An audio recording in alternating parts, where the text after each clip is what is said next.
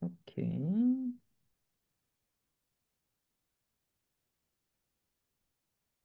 자, 시작하도록 하겠습니다. 제 이력이고요. 뭐 맨날 넣어놓는 장표이기 때문에. 자, 말씀드렸던 것처럼 이거 싹 다 커버 안 되고요. 되게 기초적인 내용만 여러분들하고 얘기를 하고 아마 3시간 정도 지나갈 것 같아요. 그래서 블록체인 이야기의 가장 좋은 방법은 모든 기술이 다 그렇지만 특히나 블록체인 같은 경우에는 직접 해보는 게 최고입니다. 정말로. 그래서 여러분들이 오늘 저랑 한 번이라도 직접 해보시는 게 좋을 거예요. 그러면은 아 이게 뭐 이런 식으로 돌아가는 게 블록체인이구나 하는 거를 조금 이해하시지 않을까. 오케이. 자, 요렇게 세 단계로 오늘은 얘기를 드릴 건데 가급적이요 진짜 딱 10시 안에 맞춰가지고 끝낼 수 있기를 희망합니다. 오케이. 블록체인 기초와 실습부터 할 건데 그 블록체인 기초. 사실 블록체인이 제가 전산 출신인데 전사나 컴퓨터 사이언스 중에서도 어려워요. 물론 AI도 어렵지만 블록체인도 굉장히 어려운 기술입니다. 그래서 기술적으로 되게 뎁스 있게 들어가는 건 좀 힘들고 블록체인이 어떤 특징을 가지고 있느냐를 여러분들이 이해하시는 게 중요해요. 그래서 제가 이제 주로 이렇게 그 몇 가지 특징으로 블록체인을 정의하는데 일단은 이뮤터블이에요. 불변이라는 뜻이죠. 되게 중요합니다. 뭐냐면 블록체인은 한번 쓰이면은 절대로 수정되지도 않고 지워지지도 않아요. 이게 신뢰를 주는 데 되게 중요한 역할을 하거든요. 그래서 블록체인에다가 뭔가를 기록을 하면 그게 엎어지는 게 아니고 계속 뒤로 추가가 되는 거예요. 이런 걸 로그라 그러죠. 계속 추가가 돼서 절대로 지워지지 않는 그런 데이터 저장소라 보시면 되고요. 이게 오픈이에요. 오픈이라는 말은 누구나 다 볼 수 있어요. 허가 없이 투명하게. 그래서 여러분들도 누군가의 주소만 아시면 그 주소를 딱 치면 그 사람이 과거 했던 행적이 다 나와요. 이런 건 프라이버시상 되게 그 어떤 사람은 싫어하겠죠? 근데 그 주소가 리얼 아이덴티티하고 매핑은 사실은 이게 딱 직접적으로 되는 건 아니기 때문에 주소가 어나니머스 즉 누군지 모르기 때문에 이거는 그런 그 이게 아무리 투명하게 되더라도 프라이버시가 유지가 된다라고 블록체인 쪽에서는 주장을 해요. 허나 사실은 주소가 이제 뭐 어떻게든 그 사람한테 토큰 한 번 받으면 그 사람 주소를 알게 되기 때문에 완벽한 프라이버시가 보존되는 건 아니에요. 그것 때문에 그걸 또 이제 보강할 수 있는 기술이 또 연구가 되고 그런 것들이 적용되는 블록체인들이 이제 슬슬 나오고 있어요. 그리고 쉐어드라고 하는 것은 뭐냐면 어 이게 일종의 데이터베이스 또는 데이터 저장소, 구글 드라이브 같은 건데 누구나 여기에다가 쓰거나 읽거나 할 수가 있어요. 이것도 허가 없이. 사실 우리가 구글 드라이브에다 내가 뭐 쓰려면 보통 로그인을 해가지고 어쩌고저쩌고 이런 게 필요하잖아요. 허가를 받고 돈을 내고. 근데 이런 건 필요 없어요. 그냥 원하면 아무 때나 트랜잭션을 날리고 거기에다 프로그램을 올리고 실행할 수가 있어요. 그래서 퍼미션리스 이것도 되게 중요한 특징입니다. 이게 아무 저기 그 허가 없이도 접근을 할 수가 있기 때문에 이미 만들어진 서비스를 다른 서비스가 호출하는 거에 아무 제약이 없어요. 여러분도 요새 AI, LLM 많이 쓰잖아요. 그런 거 하실 때 그걸 호출하려면 API를 뭐 써야 되고 뭐 토큰당 얼마를 내야 되고 어쩌고저쩌고 이런 게 있는데 여긴 그런 게 없어요. 그래서 아무 서비스나 쓸 수가 있기 때문에 그런 서비스를 조합을 해서 다른 서비스를 만드는 것도 되게 쉽다. 그리고 분산 디지털 장부라는 건데 이게 레처라고 하는 거를 아마 여러분들이 많이 못 들어보셨을 건데 레저라고 하는 게 결국 뭐냐면 보통 은행이나 이런 데서 많이 불러요. 이 원장, 장부 회계할 때 회계 기록하는 거를 레저라고 합니다. 그래서 이 레저의 특징은 기본적으로 아무 데이터나 들어가는 게 아니고 되게 중요한 트랜잭션 데이터가 기본적으로 들어가는 거예요.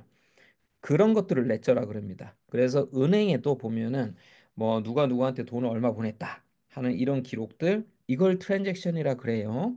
우리 많이 쓸 겁니다. 트랜잭션이라는 용어를. 이런 트랜잭션을 기록하는 게 일반적으로 우리가 뭐 스토리지에다가 뭐 영화 600메가 저장하고 이런 거랑은 차원이 다른 되게 다른 종류의 데이터거든요. 그래서 그런 거를 저장하는 거를 레저라 그러고 블록체인도 기본적으로는 그런 거 저장하라고 있는 일종의 데이터 스토리지예요. 그래 그 말은 즉슨 뭐냐면 블록체인에다가 나는 내가 뭐 되게 재밌게 본 영화를 내가 평생 보관하고 싶어. 그래서 블록체인에 올릴래. 이런 건 말이 안 되는 거예요.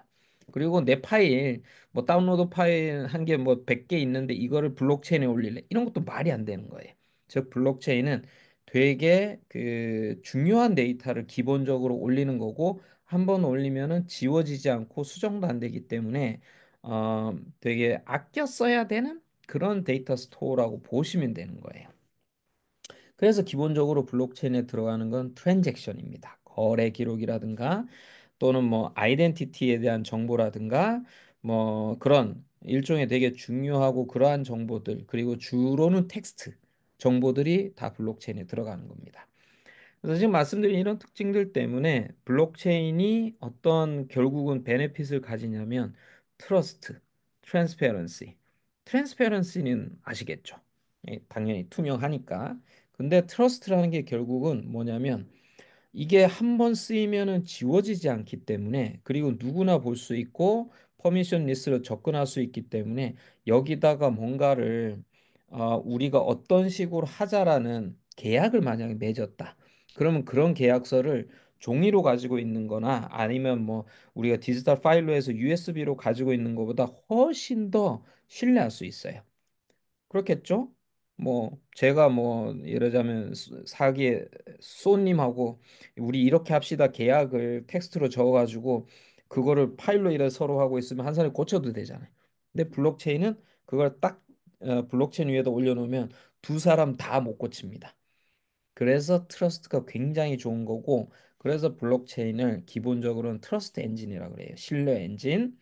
그래서 보통 이제 그 인터넷이나 이런 쪽에서 어떤 서비스를 구현할 때 서로 간에 못 믿을 서로 상대방을 요즘 세상에 누가 믿겠어요? 서로 못 믿잖아요. 그래서 못 믿는 서로 엔티티들 간에 뭔가를 하기 위해서 중간에 있는 시스템이 블록체인이 굉장히 적합하다. 신뢰 엔진으로서 그렇게 얘기를 하는 겁니다. 자, 뭐 질문이 올라오신 것 같은데 조금만 질문이 아니고 주소네요. 자, 다음으로 넘어가 보면 이게 사실은 제가 이제 기술적으로는 요 한 장 가지고 설명을 하려고 하는데 되게 쉽게 어쨌든 설명을 해볼게요. 기본적으로 블록체인은 네이버나 카카오처럼 어떤 하나의 회사가 운영하는 게 아니에요. 여기 블록체인 노드라고 있죠? 저런 노드를 아무나 돌리면 됩니다. 여러분들도 비트코인이나 이더리움을 돌리려면 컴퓨터에다가 그 프로그램 다운로드 받아서 러닝을 딱 시키면은 그냥 여러분의 노드가 비트코인 노드가 되거나 또는 이더리움 노드가 되는 거예요. 그런 노드들이 전 세계에 수만 대가 돌아가는 거예요. 그러다 보니까 이거를 약간 탈중앙화라고 이렇게 얘기를 표현을 하는 거죠. 왜냐하면 특정한 국가나 특정한 기업이 다 돌리는 게 아니거든요. 그래서 기본적으로 이렇게 아무나 참여해서 이런 노드를 돌릴 수 있다. 그래서 탈중앙화돼 있고 여기는 중앙화된 어떤 서버가 없잖아요. 그러다 보니까 이, 이 블록체인을 중단시키려면 예를 들면 비트코인이나 이더리움을 중단시키려면 어떻게 해야 될까요?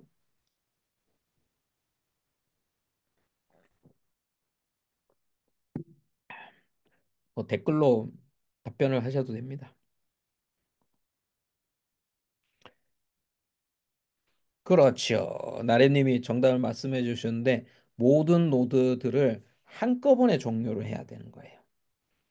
한꺼번에. 이게 뭐 예를 들자면 6만 대 있는데 그중에 뭐 5만 9,999개만 종료하면은 한 대는 남잖아요. 그러면 걔가 계속 채굴이란 걸 해가지고 트랜잭션을 받아낼 수가 있는 거예요. 고로 안 중단됩니다. 그리고 또 한 노드가 또 들어오면 다시 두 개가 해서 네트워크가 커지는 거고. 그래서 동시에 모든 노드를 한꺼번에 싹 다 죽여야 되는 거예요. 이러려면 사실은 전 세계가 전기가 나가면 되는 것 같아. 그런 거 빼고는 중단이 안 돼요. 뭐 어떤 뭐 예를 들면 미국이 이제 마음에 안 들어 비트코인이 그래서 이 중단시켜야 되겠어 이런 거 안 됩니다. 절대로 안 돼요. 그래서 이게 어떻게 보면은 굉장히 블록체인의 중요한 특징인 센서십 레지스턴스 즉 검열 저항성이라는 게 생기는 거예요. 그래서 이런 노드를 탈중앙화 자꾸 시키려고 하는 이유가 그런 검열 저항성으로 인해서 어떤 나라도 어떤 회사도 이 블록체인을 통제할 수 없게 만들려고 그렇게 가는 거예요. 근데 뭐 모든 블록체인이 다 그렇진 않아요. 뭐 어떤 블록체인은 뭐 일종의 대기업들만 돌리는 체인도 있고 제가 만든 것도 주로 그런 형태였거든요. 그렇기 때문에 그런 것들은 잘만 압력을 가하면 중단을 시킬 수 있는 구조죠. 허나 비트코인, 이더리움 그리고 뭐 최근에 이제 많이 부상이 되고 있는 뭐 솔라나나 이런 것들은 이제 다 죽이기 힘들어요. 자, 근데 이걸 왜 블록체인이라 그러냐? 그거는 이제 이 앨리스라는 유저부터 시작을 해볼게요. 앨리스라는 유저가 뭐 밥이라는 유저한테 내가 뭐 비트코인을 보내겠다 또는 이더리움을 보내겠다 하면은 그러한 보내겠다라고 하는 거를 트랜잭션이라고 한다 그랬죠. 거래 기록. 그래서 그런 거래를 만들어내야 돼요. 디지털적으로. 이걸 만들 때 앨리스가 예를 들면 1비트코인을 밥한테 보내겠다. 라고 하면 1비트코인을 밥한테 보내겠다는 트랜잭션을 만들면서 이거는 내가 맞아. 내 앨리스가 맞아라는 걸 증명하기 위해서 이 앨리스의 프라이빗 키. 저게 이제 나의 금고 열쇠 같은 거예요. 나만 알아야 돼. 그래서 저 프라이빗 키로 사인을 하는 거예요. 그래서 사인을 해가지고 트랜잭션을 만들어서 이걸 블록체인으로 던지는 거죠. 그러면 블록체인에서는 그걸 검증해서 얘 앨리스가 보낸 게 맞네. 그리고 트랜잭션이 유효하네. 예, 뭐 잘못된 거 아니네. 그리고 앨리스가 1비트코인을 보내려고 했는데 계좌에 1비트코인 이상 들어있네. 이런 걸 검증을 해서 오케이라고 하면은 이 블록체인에 추가를 하는 겁니다. 그래서 여기에 보시면 이렇게 블럭이라고 이렇게 돼 있는 게 뭐냐면 이런 트랜잭션들이 예를 들면 뭐 200개, 300개가 하나의 블럭을 구성하는 거예요.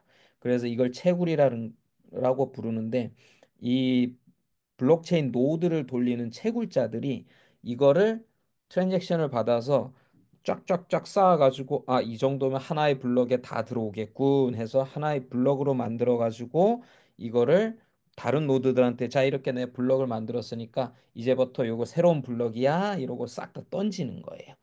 그런 다음에 이런 블록들이 이전 블록하고 이렇게 계속 연결이 되는 거예요. 그래서 블록의 체인 오브 블록, 그래서 블록체인이라고 부르는 겁니다. 그리고 이 구조가 사실은 아까 얘기한 그렇게 이뮤터빌리티, 즉 수정을 못하게 하고 그리고 누구가 임의로 이거를 막 수정을 해가지고 자기한테 유리한 데이터를 못하게 만드는 메커니즘이 여기 안에 있는 거예요. 이거는 크립토그래피, 암호학적인 구조를 통해서 이렇게 만드는 거예요. 거기에 대한 거는 스킵을 하도록 할게요.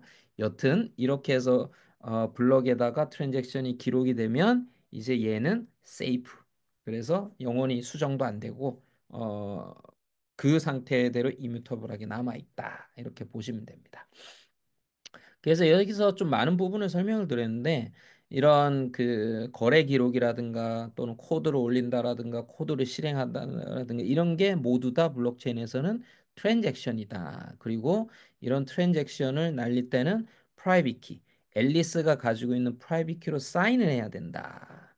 그리고 이런 게 트랜잭션이 모여서 블록을 만들고 그 블록들이 연결해서 블록체인이라는 이런 데이터가 되는 거고 이런 데이터는 아까 말씀드린 블록체인 노드들 있죠? 각자가 자기들 서버나 컴퓨터에 다운로드 받는 요 프로그램 안에 이 블록체인 요 데이터가 전부 다 똑같이 카피가 돼 있어요. 다. 그러니까는 만약에 이 노드가 6만 대면은 6만 대에 동일한 데이터가 다 그대로 있는 거예요. 그래서 사실은 내가 되게 악의적인 사용자라서 내가 다운로드 받아서 내가 마음대로 고쳐야지 이래봐야 나머지 노드들이 그렇게 안 가지고 있는 거야. 그래서 한 대나 몇 대 뭐 내가 뭐 쉽지 백 대를 내가 확보한다고 해봐야 내가 나만 고쳐봐야 다수는 다른 내용을 가지고 있기 때문에 내가 변조를 할 수가 없다. 그렇게 이해를 하시면 됩니다. 오케이. 그래서 그런 거, 뭐야, 이, 이 블록체인이란 기술을 나오게 한 게 비트코인. 비트코인에 대해서 뒤에 2교시 때 조금 더 자세히 설명을 드릴게요. 그리고 비트코인은 나올 때 이제 목적이 되게 심플했어요. 뭐냐면 디지털 화폐를 만들자. 그래서 주인이 없는 탈중앙화된 디지털 화폐를 만들자라는 게 딱 하나의 목적이었기 때문에 굉장히 심플했어요. 주고받는 것만 있으면 됐죠?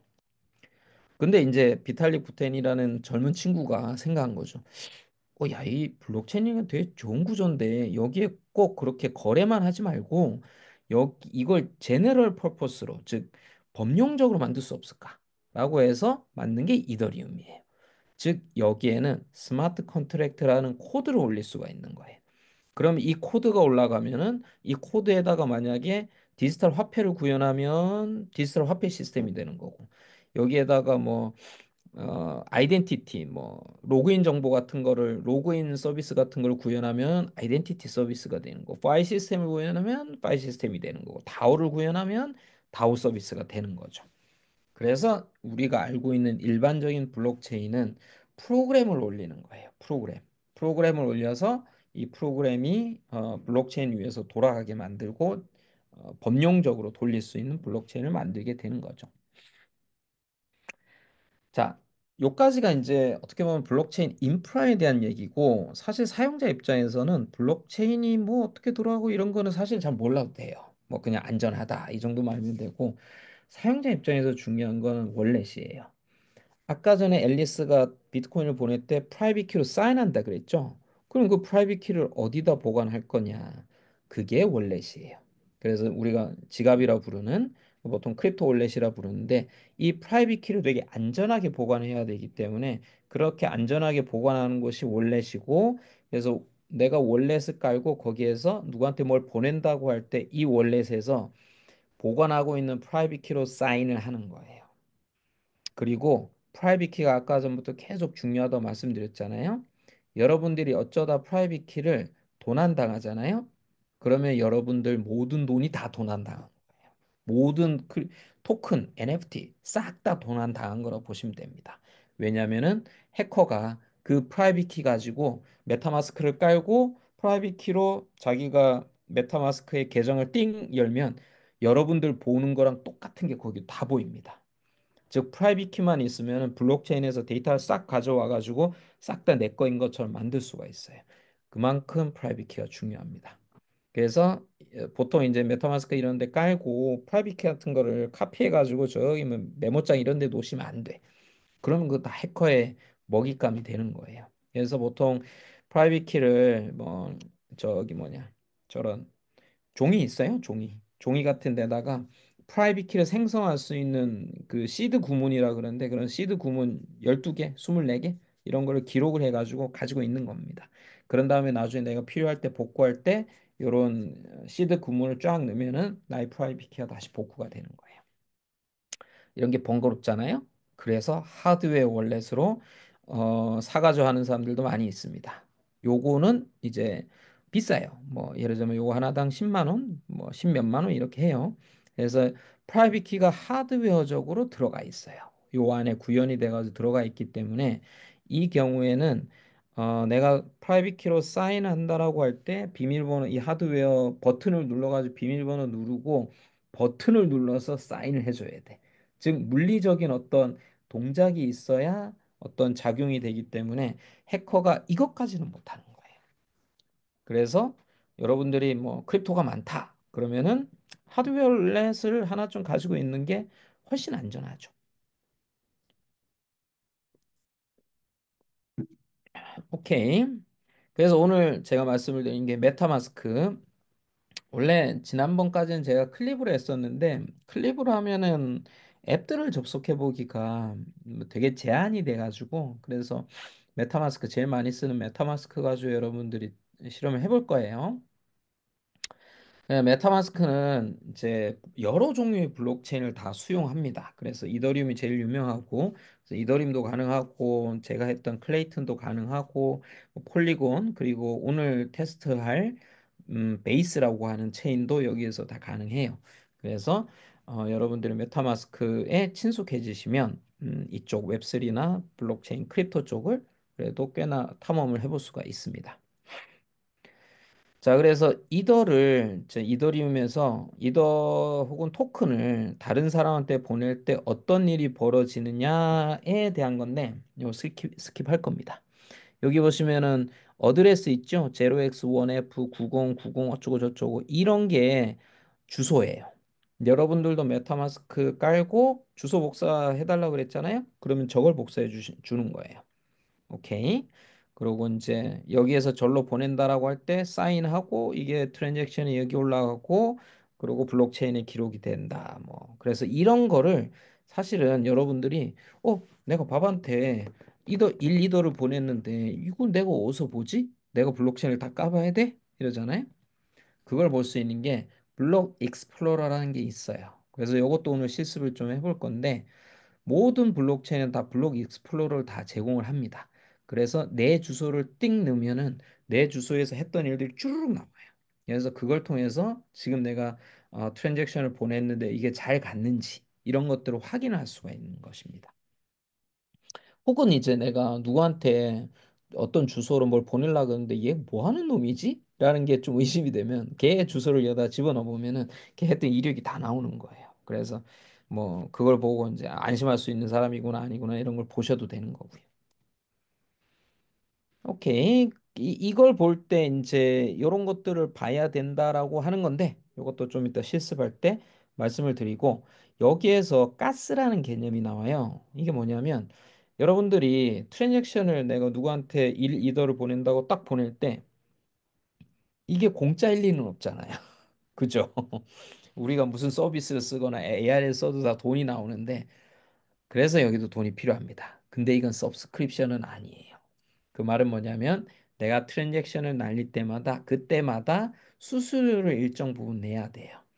이게 옛날엔 굉장히 비쌌어요. 뭐 제가 이제 막 17년, 18년 할 때만 해도 트랜잭션 한번 날리는데 뭐 구매하겠다고 이렇게 뭐 토큰 구매하겠다 이래 날리면 막 몇만 원 나가기도 하고 심할 경우 10만 원 넘기도 했어요. 근데 요새는 블록체인 기술도 많이 발전하고 그리고 오늘 테스트해 볼 베이스 체인 같은 레이어 2 확장성 솔루션들이 나오면서 이게 되게 싸졌어요. 그래서 뭐 10원도 안 할걸요? 요새는. 그래서 부담 없이 보내볼 수 있는 그런 구조가 됐습니다. 오케이. 자, 이런 것들은 익스플로러는 좀 이따 보도록 하고요. 자, 그래서 제가 블록체인 인프라 설명드렸고, 원래 설명드렸고, 그 다음에 여러분들이 아셔야 될 게 익스체인지예요. 거래소. 오늘 실습할 때 제가 이제 보내드려서 여러분들이 실습을 하실 수 있는 거지만, 이게 없으면 일단 여러분들이 메타마스크를 깔잖아요? 거기 빵이야. 지금 아마 다 빵일 건데, 내 뭐 하지? 뭐 하려고 해도 가스비조차도 없어. 그렇기 때문에 여러분들이 기본적으로 예를 들자면 뭐 이더리움 관련된 어떤 서비스 쓰고 싶다. 베이스 체인 관련된 서비스 쓰고 싶다. 그러면 가스비를 낼 토큰은 있어야 되는 거예요. 근데 그놈의 거를 어디서 구하지 하다 보니까 거래소에서 구해야 되는 거예요. 그래서 기본적으로 시작이 거래소부터 되는 겁니다. 뭐 예를 들자면 우리나라 같은 경우는 빗썸이라든가 업비트 같은 게 있죠. 그래서 여러분들이 계좌를 틀고 은행 계좌를 틀고 그거를 저기 거래소랑 연결된 거기에 틀고 그 거래소에다가 예를 들면 100만 원을 송금하고 거기에서 송금을 한 100만 원 가지고 이더를 사든가 베이스 토큰을 사든가 이 난리를 쳐야 되는 거죠. 이게 굉장한 배리어예요. 그래서 사실은 이걸 시작을 많이 못하는 이유 중에 하나도 뭔가 쓰려고 처음에 발을 띨라고 해봤더니만 그 앞에 단계가 이런 귀찮은 작업이 되게 많은 거야. 특히나 뭐 우리나라처럼 이쪽을 그닥 탐탁지 않게 여기는 경우에는 뭐 은행 계좌 틀고 이걸 연결하려고 할 때도 여러 가지 허들이 있을 수도 있거든요. 여튼 근데 1차적으로 토큰을 구할 수 있는 코인을 구할 수 있는 데가 거래소다. 그래서 여러분들이 대부분 아시는 거는 중앙화된 거래소, 뭐 세계적으로는 바이낸스가 제일 유명하죠. 근데 이게 유일한 대안은 아니에요. 탈중앙화 거래소라고 요게 일종의 약간 말하자면 다오가 운영하는 서비스 같은 건데 이런 제일 유명한 게 유니스왑. 여기는 말하자면은 그 바이낸스나 업비트 같은 중앙화된 회사가 없는 거예요. 이거의 주인은 다오입니다. 그래서 이런 거래소를 들어가면 여러분들이 이렇게 뭐 오더북 기반으로 막 트레이딩을 하는 게 아니고 이건 스왑을 한다라고 해요. 1 이더를 내가 USDT로 바꾸고 싶어요라고 이렇게 띡 해주면은 지가 가격을 설정해줘요. 그러고 띡 바꿔줍니다. 그래서 유저 입장이 더 편하기도 해요. 그래서 오늘 유니 수업을 한번 해볼 거예요. 요까지 아마. 오케이. 자, 그러면 여러분들이 거래소까지도 됐고, 방금 말씀드린 게 탈중앙화 거래소 덱스라고 부릅니다. 그래서 덱스란 용어는 여러분들 많이 들을 거라서 덱스라고 이해를 하고 계시면 되고, 탈중앙화 거래소. 이거에서 가격을 결정하는 공식이 본딩 커브라는 건데, 요거는 일정한 공식, 즉 x가 뭐 예를 들면 이더 토큰 개수, y가 USDT의 개수가 두 개 곱한 게 k라는 요 상수값만큼 되도록 항상 일정한 값이 되도록 이렇게 하는 요 공식 따라서 가격이 결정되는 거예요.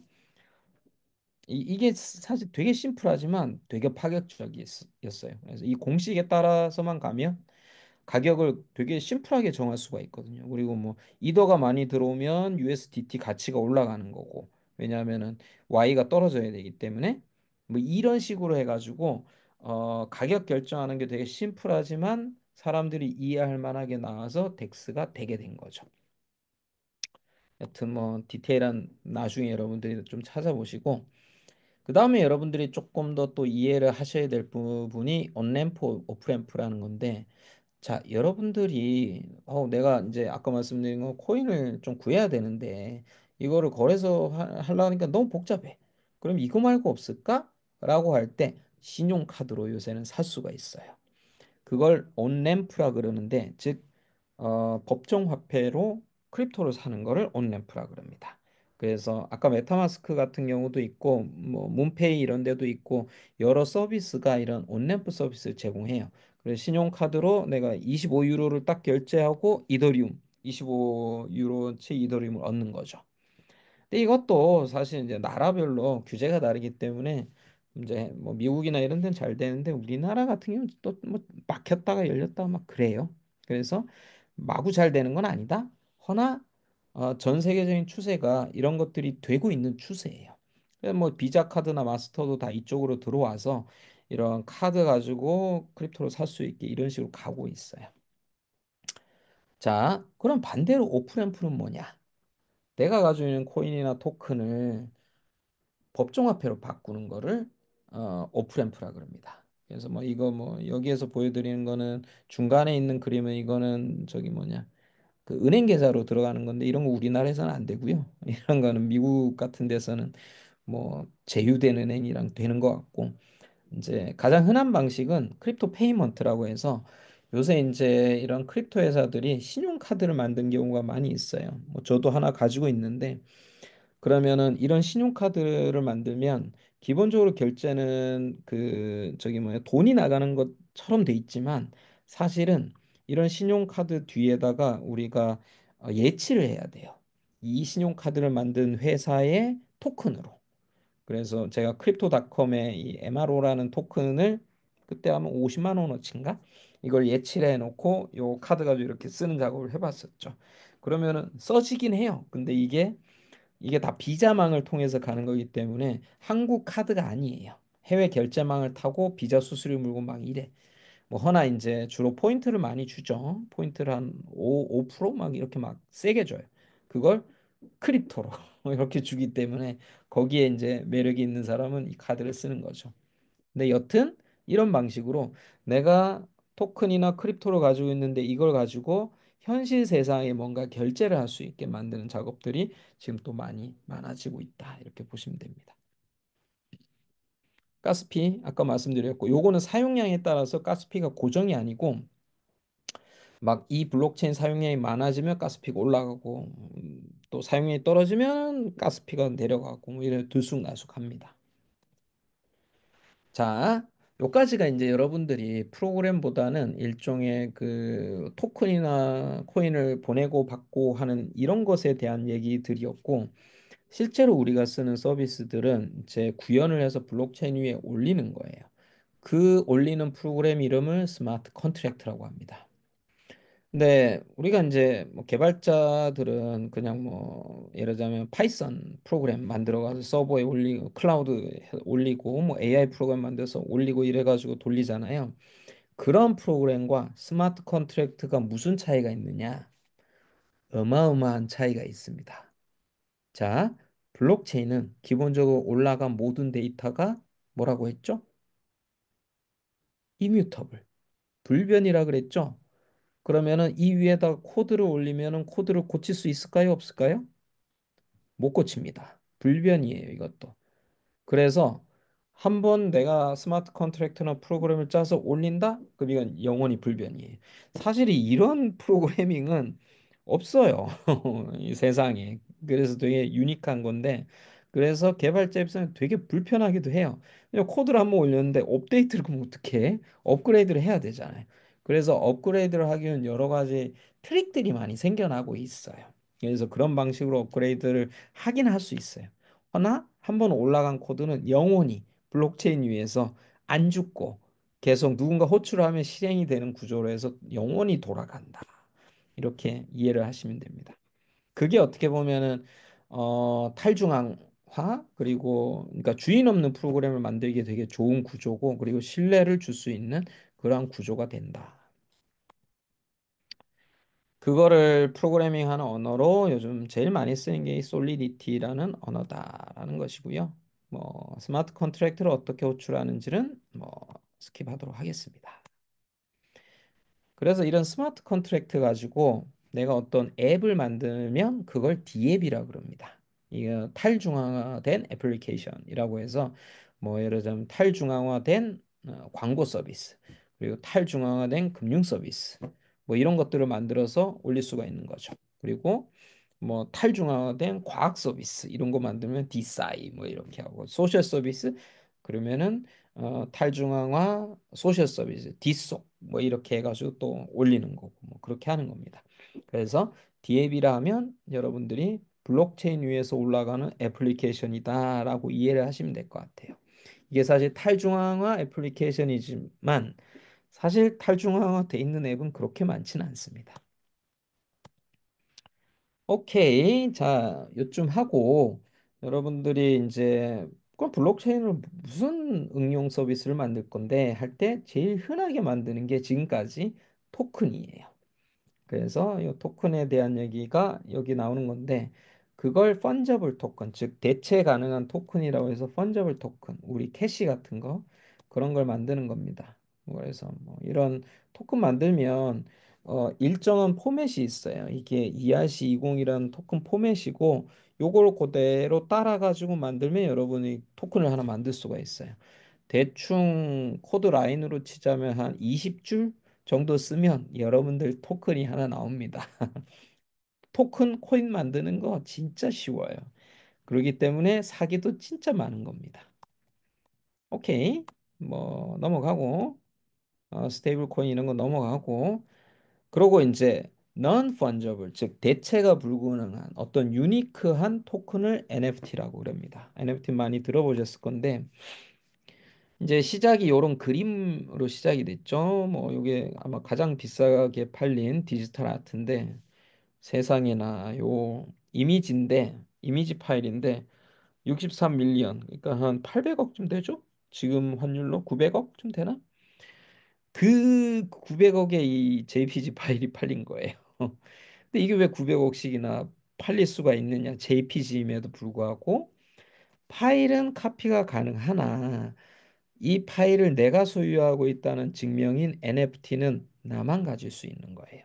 그래서 내가 이 그림의 소유자라는 걸 증명할 수가 있게 된 거죠. 그러므로 인해서 이 그림의 가치가 뭐 900억, 뭐 800억 이렇게 될 수가 있게 된 거예요. 그래서 이런 NFT를 통해서 디지털 오너십을 우리가 소유권을 주장할 수가 있게 된 거고요. 그리고 디지털 카피가 되게 쉬운데 디지털 희소성을 만들 수가 있는 거예요. 한정판 10개짜리 디지털 굿즈 이런 거 만들 수가 있는 거죠. 그리고 프로비넌스, 즉 어디서부터 경로가 왔다, 어센티시티죠. 이게 오리지널리티가 여기에서 있다라는 걸 증명하는 거, 그리고 누구를 거쳐서 왔다, 프로비넌스에 대한 증명, 그리고 트랜스페런스 이런 것들이 다 가능해집니다. 그래서 사실은 NFT로 우리가 할 수 있는 거 되게 많아요. 뭐 아트 이런 거 말고, 그리고 뭐 그때 뭐 BAYC나 뭐 그런 뭐 만 개짜리 이렇게 찍는 거 말고 또 할 수 있는 게 많아요. 요즘 많이 이런 거 NFT 가지고 하려고 하는 게 티켓. 그래서 티켓을 NFT로 만드는 거, 이벤트 티켓. 그리고 게임에 있는 아이템을 NFT로 만드는 거, 이런 시도들. 그리고 버추얼 월드, 메타버스의 아이템들을 NFT로 만드는 거. 뭐 엔터 쪽에서는 음악이나 영화 같은 걸 NFT로 만들어서 파는 작업들도 꽤 했었죠. 그래서 NFT는 일종의 어떤 소유 증명에 대한 그릇이기 때문에 여러분들이 여기에 뭘 담느냐에 따라서 여러분들이 다양한 종류의 서비스를 만들 수가 있는 거예요.